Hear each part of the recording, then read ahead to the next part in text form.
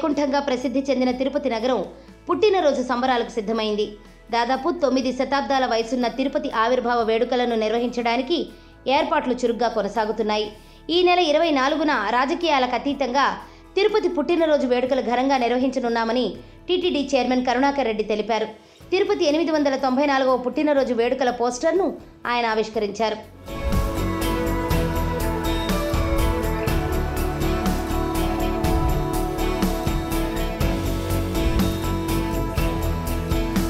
ఈ సందర్భంగా ఆయన మాట్లాడుతూ గత 2 సంవత్సరాలుగా తిరుపతి పుట్టినరోజు వేడుకలను వైభవంగా నిర్వహించుకుంటున్నామని తెలిపారు.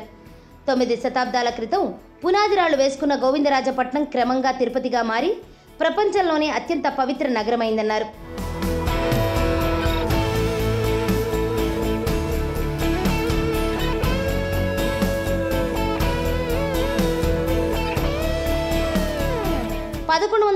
సంవత్సరం ఫిబ్రవరి 24న కొండ కింద గోవిందరాజస్వామి ఆలయాన్ని రామానుజాచార్యులు ఏర్పాటు చేయడంతో తిరుపతి చరిత్రకు బీజం పడింది.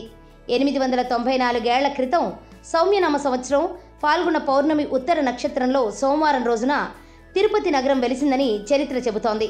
శ్రీ మహావిష్ణువు స్వయంభూగా అవతరించిన 8 క్షేత్రాలలో తిరుపతి ఒకటి. తిరుపతి పుట్టినరోజు సందర్భంగా ఫిబ్రవరి 24న గోవిందరాజస్వామి ఆలయంలో పెద్ద ఎత్తున సాంస్కృతిక కార్యక్రమాలు నిర్వహించనున్నారు.